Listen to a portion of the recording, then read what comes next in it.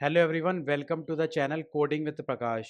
आज हम लोग एक और लीड कोड क्वेश्चन के साथ आ गए हैं, पाथ सम 2। इसमें यह बोला गया है कि आपको रिटर्न करना है ऑल रूट से लीफ के पाथ। ठीक है, रूट आपका ये है और लीफ क्या होता है, जिसके कोई चिल्ड्रन नहीं होते। इस वाले ट्री में देखो किसके कोई भी चिल्ड्रन नहीं है, जिन पे मैं ये अंडरलाइन कर रहा हूँ। इसमें 5 लीफ नोड है जिसके कोई चिल्ड्रन नहीं है। तो सारे के सारे पाथ रिटर्न नहीं करने हैं, वो पाथ रिटर्न करने हैं जिसका टारगेट सम दे रखा है। ये टारगेट सम 22 है, जिसका सम जो होगा वो 22 होगा। ठीक है, तो जल्दी से पांचों पाथ को लिख लेते हैं। देखो रूट है हमारा 5, उसके बाद अगर इस डायरेक्शन में जाओगे तो 4 है, फिर नीचे जाओगे तो 11 है। यहाँ से दो डायरेक्शन है, एक आपका 7 है।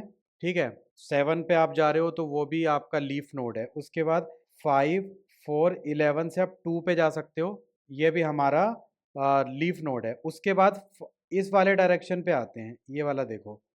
5 के बाद अगर आप इस तरफ आओ, 8 की तरफ आओ, फिर 8 से 13 की तरफ आओगे तो ये हमारा लीफ नोड है। फिर एक और बार चलते हैं, 5, 8, 4 और 5, 8, 4। 5, 8, 4 के बाद दो आपके वो हैं। ठीक है, 5, 8, 4, 5 और 5, 8, 4, 1।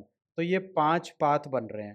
ठीक है, और अगर आप देखोगे इसका सम 22 है और इसका सम 22 है, बाकी का जो सम है वो 22 नहीं है। समझ गए? तो रिटर्न क्या करना है, रिटर्न आपको ये लिस्ट करनी है। तो एक रिटर्न आपको ये वाली लिस्ट करनी होगी और एक रिटर्न आपको ये वाली लिस्ट करनी होगी। ठीक है, तो ये दो लिस्ट रिटर्न करनी है। तो कहीं ना कहीं लिस्ट सेव करनी होगी और इन दोनों लिस्ट को एक और रिजल्ट लिस्ट में ऐड करना होगा। ठीक है, अब इसके अप्रोच देखते हैं कि किस तरीके से हम सॉल्व कर सकते हैं। तो ट्रीज वाले क्वेश्चन में हमेशा ट्रिवर्सल ही करना होता है। अब आपके दो तरीके से होता है, एक तो आपका डीएफएस होता है, डेप्थ फर्स्ट सर्च, जिसमें हम रिकर्जन यूज करते हैं, वो कोड लिखना ईजी होता है। और एक आपका बीएफएस होता है जिसमें हम इटरेटिव कोड लिखते हैं। अब डीएफएस में भी ट्रीज के अलग अलग ट्रिवर्सल होते हैं, उसमें हमें जाने की कोई ज़रूरत नहीं है। हमें सिर्फ कोई भी एक ट्रिवर्सल इसमें यूज़ करके सारे रूट से लीफ नोड को सबको विजिट करना है। तो एक काम करते हैं, हम डीएफएस यूज़ करेंगे, डेप्थ फर्स्ट सर्च। सबसे पहले लिस्ट मेंटेन कर लेते हैं कि यहाँ पर ये 5 है। ठीक है, फिर आप यहाँ नीचे जाओ, ये 5, 4 हो जाएगा। लिस्ट में ऐड करते चलते हैं। ठीक है, फिर यहाँ हो जाएगा 5, 4, 11। और एक काम करते चलते हैं ना, टारगेट सम जो 22 है उसको माइनस करके चलते हैं। मतलब अगर टारगेट सम हमारा यहाँ पर 22 था स्टार्टिंग में, तो अभी टारगेट सम क्या हो गया, 22 माइनस 5, 17 हो गया। यहाँ टारगेट सम क्या हो गया, 17 में एक और 4 आ गया, उसको माइनस किया, 13 हो गया। ऐसे हम टारगेट सम भी माइनस करके चलेंगे। ठीक है, और यहाँ पर क्या हो गया, 5, 4, 1, 7। और इधर अब देखो, आपको ध्यान से ये देखना है कि आपको चेक तभी करना है जब वो लीफ नोड हो।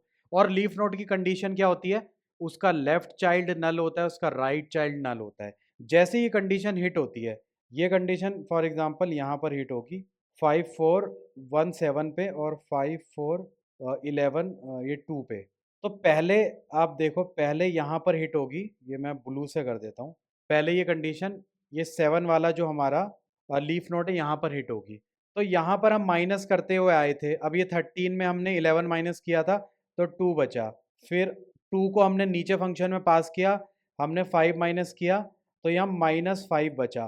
तो पहली लीफ लीफ नोड पे टारगेट सम -5 है। तो हमने ये जो लिस्ट को बनाया था 5, 4, 11, 7, ये लिस्ट हमारे पास है ऑलरेडी, हम ऐड करते हुए चल रहे हैं, राइट। तो इस लिस्ट को सेव नहीं करेंगे। अब आप डीएफएस में क्या करते हो, पहले आप मतलब पहले आप क्या करोगे, ऐसे जाओगे ना, पहले आप सबसे पहले डेप्थ में जाओगे, राइट। मैं ये थोड़ा सा क्लियर कर देता हूँ। ठीक है, यहाँ पर क्या लिस्ट थी, 5, 4, 11। तो हम इस तरीके से जा रहे हैं, हम ऐसे एरो हमारा ये है, हम इस तरीके से जा रहे हैं। जैसे हमें दिखा कि ये वाले में आंसर नहीं आया, तब हम क्या करेंगे, हम बैक ट्रैक करके पीछे आ जाएंगे। ऑब्वियसली हम इधर पे आएंगे वापस, और ईस्ट वाला और वापस कैसे आते हैं। पहली बात तो आप लेफ्ट की तरफ कॉल करते हो, राइट की तरफ कॉल करते हो अपना रिकर्सिव फंक्शन। तो लेफ्ट वाले फंक्शन ने कोई रिजल्ट नहीं दिया तो ऑटोमेटिकली अगला कॉल इसकी तरफ होने वाला है, राइट, ये 2 की तरफ होने वाला है। तो आपने जो लिस्ट में सेव किया था ना, ये 7 को सेव किया था, ये अपनी लिस्ट में से इसको रिमूव भी करना पड़ेगा। ताकि आपकी फाइनल लिस्ट 5 4 1 ही रहे। ठीक है, तो लिस्ट में से हम पीछे आएंगे तो हम रिमूव भी कर देंगे, 5 4 11 हो जाएगा। और दोबारा ये लिस्ट को यहाँ एक्सटेंड करेंगे 5 4 11 2। आपने क्वेश्चंस देखे होंगे ट्री के ना, आप पहले लेफ्ट साइड जाते हो, लिस्ट में ऐड कर देते हो, फिर वो रिकर्सिव फंक्शन कंप्लीट हो जाता है, फिर राइट साइड जाने से पहले लिस्ट में से हटाते भी हो, वरना 7 ऐड रह जाएगा तो उसका कोई फायदा नहीं है, राइट। अब आप देखो यहाँ पर मैंने आपको बताया था कि यहाँ पर जो टारगेट सम था 2 रह गया था, क्योंकि हम माइनस करते हुए चल रहे थे, और यहाँ पर आपने 2 - 2 किया तो फाइनल टारगेट सम 0 आ गया। फाइनल टारगेट सम 0 आ गया, तो आपकी जो ये लिस्ट है ना 5 4 11 2, इस लिस्ट को सेव कर लो। इसी तरीके से हम, और पूरा मैं इसको क्लियर करता हूँ। देखो अब मैं ये ब्लू से मार्क कर देता हूँ कि ये हमने दोनों चेक कर लिए। अब हम पीछे आ रहे हैं, पीछे आ रहे हैं, पीछे आ रहे हैं। पीछे आने का मतलब लिस्ट में से वो सारी वैल्यूज़ हटाते जा रहे हैं। तो यहाँ पर जो लिस्ट रह जाएगी वो 5 ही रहेगी, क्योंकि आप पीछे फंक्शन जब कंप्लीट हो रहा है आप रिमूव भी कर रहे हो। फिर इस तरफ जाएगा 5 और 8, इसी लिस्ट में 5 8 सेव हो जाएगा। फिर इधर आएगा इस लिस्ट में 5 8 13 सेव हो जाएगा। फिर ये पीछे आएगा तो आपने 13 हटाया और ये यहाँ के लिए कॉल होगा 5 8 4। फिर आप इधर आओगे 5 8 4 1, और जब आप पीछे जा रहे हो तो 1 रिमूव हो जाएगा, इधर आओगे तो 5 8 4 5 हो जाएगा। ठीक है, तो पीछे आएंगे तो ये लिस्ट रहेगी, फिर दोनों ऐड करेंगे और देखते चलेंगे कहाँ पर क्या लिस्ट है, क्योंकि आप ना एक ही लिस्ट पास कर रहे हो। तो लेफ्ट लेफ्ट साइड में अपना जब काम कंप्लीट हो गया तो आपको वो वाली नोड भी उस लिस्ट से रिमूव करनी है। ये याद रखना, अगर बैक ट्रैकिंग के क्वेश्चन आपने करे हैं तब आपको पता होगा कि लिस्ट को कैसे मेंटेन करा जाता है। और ये वैसे ट्री का क्वेश्चन है, बट इसमें बैक ट्रैक कर रहे हैं हम और हमें लिस्ट मेंटेन करनी पड़ रही है, तो वही कॉन्सेप्ट हमारा यूज हो रहा है। कोर्स स्टार्ट करने से पहले बस 10 सेकंड चाहिए मुझे आप लोगों के। एक डीएसए का लाइव बैच मैं पढ़ा रहा हूँ, जिसमें 2 मंथ्स लग रहे हैं। बेसिक टू एडवांस आप लोगों को पूरा करा दिया जाएगा। 3 क्लासेस अब वीक होंगी, ऐसे टाइम पे होंगी कि वर्किंग प्रोफेशनल भी इसको कर सकते हैं। ये क्लासेस लाइव होंगी, इसके बाद ये same lecture as a recording भी अवेलेबल होगा। मॉक इंटरव्यूज 1 on 1 होगा फैंग एम्प्लॉय के साथ। रेज्यूमे बिल्डिंग सेशन 1 on 1 होगा। सारी डिटेल व्हाट्सएप पे मिल जाएगी, लिंक डिस्क्रिप्शन है में आपको मिल जाएगा, जल्दी से मैसेज करो। और छोटे से बैच है, ज़्यादा बड़े बैचेस नहीं लिए जा रहे हैं, 30 40 मैक्सिमम 45, ताकि अच्छे से डाउट सॉल्विंग हो सके।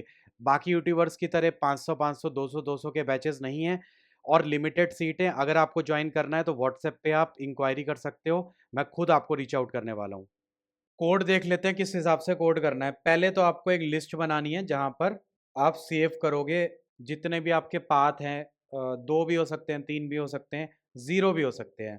ठीक है, ये हमारा रिकर्सिव फंक्शन है, जिसमें हम इटरेट करेंगे पूरे ट्री को, सारे पाथ्स को एक्सप्लोर करने वाले हैं। और उसके बाद हमने रिजल्ट में ऑलरेडी सेव कर चुके होंगे तब तक, इस फंक्शन के कॉल होने के बाद, तो यहाँ पर रिटर्न कर देते हैं। अब आते हैं हमारे जो रिकर्सिव फंक्शन है। सबसे पहले आपने लीफ नोड पे आप पहुंच गए हो, ठीक है। उसके बाद लीफ नोड पे पहुंचने के बाद अगर आपका कोई ऐसा नोड है जो नल है, या जिसका मान लो लेफ्ट साइड नल है, राइट साइड नल नहीं है, कुछ भी ऐसा केस हो सकता है। नल केस में हमें क्या करना है, रिटर्न कर देना है। उस केस में हम क्योंकि अगर रिटर्न नहीं करेंगे तो अगर हम कोई भी ऑपरेशन करना चाहेंगे नल वाले में तो एरर आ जाएगा। ठीक है, तो नल अगर रूट है तो सबसे पहले रिटर्न करो। उसके बाद अगर नल नहीं है तो पहले तो अपनी लिस्ट में जो मैंने बताया था 5 4 3, आपको ऐड करते चलो। जो भी आपका करंट नोड की वैल्यू है आप लिस्ट में ऐड कर रहे हो। और ऐड करने के बाद देखो ये चेक बहुत इंपॉर्टेंट है, इसको थोड़ा सा समझने की कोशिश करना। ठीक है, पहले तो मैंने चेक किया कि root left is equal to null है। ठीक है, फिर मैंने देखा right is equal to null है, तो मुझे पता चला कि ये लीफ नोड है, मतलब यहाँ पर मेरा पाथ कंप्लीट हो गया है। और मुझे पता है पाथ कंप्लीट हो गया, अभी मैंने सब्ट्रैक्ट करना बाकी है। ऐसा तो नहीं है कि अभी मैंने जो फाइनल उसकी वैल्यू से सब्ट्रैक्ट कर दी हो, अभी तो सब्ट्रैक्ट नहीं करी ना, राइट। तो यहाँ पर साथ के साथ काफ़ी लोग सब्ट्रैक्ट करना भूल जाते हैं। ठीक है, ये बहुत इंपॉर्टेंट है। और अगर सब्ट्रैक्ट करने का 0 आ रहा है, टारगेट सम सारा कंज्यूम हो गया, तो रिजल्ट में ऐड करो और उस करंट लिस्ट की कॉपी बनाओ, न्यू एरे लिस्ट कॉपी बना के ऐड करो, क्योंकि लिस्ट बाय रेफरेंस पास होती है जावा में, और अगर आप कॉपी बना के नहीं ऐड करोगे तो उसी लिस्ट में चेंजेस होते रहेंगे। तो एक न्यू एरे लिस्ट करके कॉपी बना के ऐड करा जाता है, ये आई थिंक आपको पता होगा। उसके बाद आप दोनों तरफ कॉल करो, लेफ्ट की तरफ, राइट की तरफ। और और एक और देखो बहुत इंपॉर्टेंट पॉइंट है, ये ध्यान से समझना। मैंने देखो टारगेट सम यहाँ पर माइनस किया जब मैं चेक कर रहा था, ये तो फाइनल में माइनस किया, बट बाकी नोड का क्या था, बाकी नोड में कैसे माइनस हो रहा है, बाकी नोड में ऐसे माइनस हो रहा है, ये देखो टारगेट सम माइनस रूट डॉट वैल्यू। ये ऊपर ऊपर वाली नोड्स के लिए ऐसे माइनस हो रहा है। जब आप लीफ नोड पे जाओगे तो हमने अभी तक उसको सब्ट्रैक्ट नहीं किया था, तो इसी चेक में सब्ट्रैक्ट किया है, ये फाइनल चेक में सब्ट्रैक्ट किया है। लेकिन आप जब लेफ्ट और राइट कॉल कर रहे हो तो आपको यहाँ फंक्शन में आप माइनस कर सकते, ठीक है।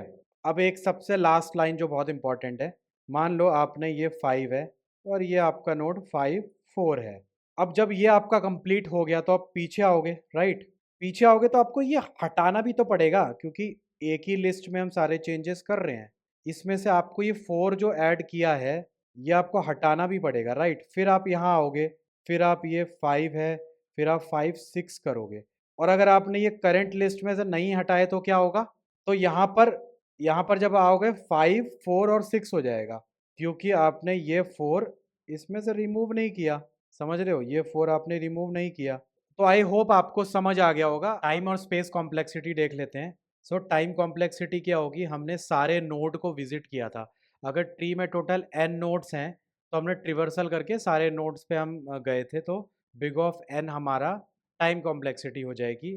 और हमने एक ऑपरेशन भी सेव करा था, जैसे 5 4 3 1 हमारी लिस्ट थी, तो हम उसको सेव भी कर रहे हैं, राइट। अगर बहुत सारे पाथ हैं तो ये काफ़ी बार हमने इसको सेव किया था।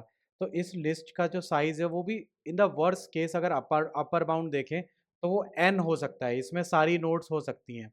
तो n इंटू एन हमारी टाइम कॉम्प्लेक्सिटी हो जाएगी, n स्क्वायर हमारी टाइम कॉम्प्लेक्सिटी हो गई टोटल। स्पेस कॉम्प्लेक्सिटी क्या हो जाएगी, आपके जो लिस्ट है, जो आप लिस्ट में सारे पाथ सेव कर रहे हो, in the very worst case उसमें सारे नोड हो सकते हैं। तो स्पेस कॉम्प्लेक्सिटी आपकी लिस्ट की बिग ऑफ n है, और हर लिस्ट में वर्स्ट केस में सारे नोड इस लिस्ट के अंदर भी हो सकते हैं। तो space complexity n into N, plus आपका जो रिकर्जन वाला स्टैक होता है, वो आपका हाइट ऑफ द ट्री जितना होता है उतना स्पेस कंज्यूम करता है। तो इसकी स्पेस कॉम्प्लेक्सिटी हो जाएगी big of N square plus big of log N, ये इसकी फाइनल स्पेस कॉम्प्लेक्सिटी है। ये हो गई टाइम कॉम्प्लेक्सिटी और ये आपकी हो गई स्पेस कॉम्प्लेक्सिटी। फिर मिलते हैं नेक्स्ट वीडियो में। Please subscribe this channel, support करिए, बहुत सारी वीडियोस आने वाली है। Thank you very much.